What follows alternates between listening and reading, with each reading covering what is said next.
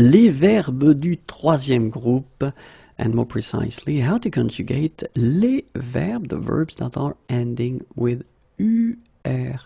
Okay, so URE. And well, actually, even if it's, let's call it a micro group, I think it's quite important to just take the time to see how to conjugate these verbs. Okay, and so the example I wanted to use or to take is conclure, and basically it means to end, close, or conclude. Okay, so let's see how we will conjugate conclure. Je conclus, tu conclus, il conclut, elle conclut, nous concluons, vous concluez, il conclut, elle conclut.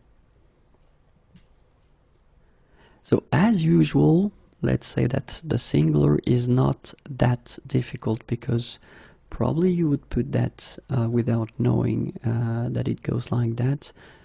S, S, T. Okay, so you get conclu, conclu, conclu. Okay, the same phonetical form here. The tricky thing in a way is for nous, vous, il, elle of the plural, because basically you don't put anything between this U and the ending. So you get this concluons.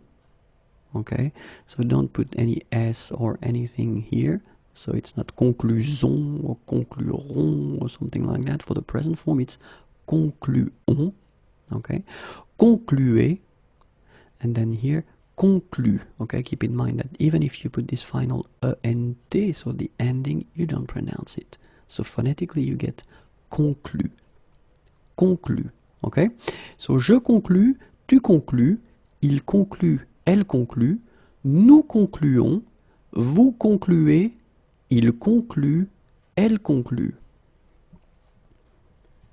And so when I say it's a micro group, it's just because you will see that we've got actually two verbs that will be conjugated like conclure. But you know, honestly, it's quite important to introduce them anyway because they are not that tricky to conjugate.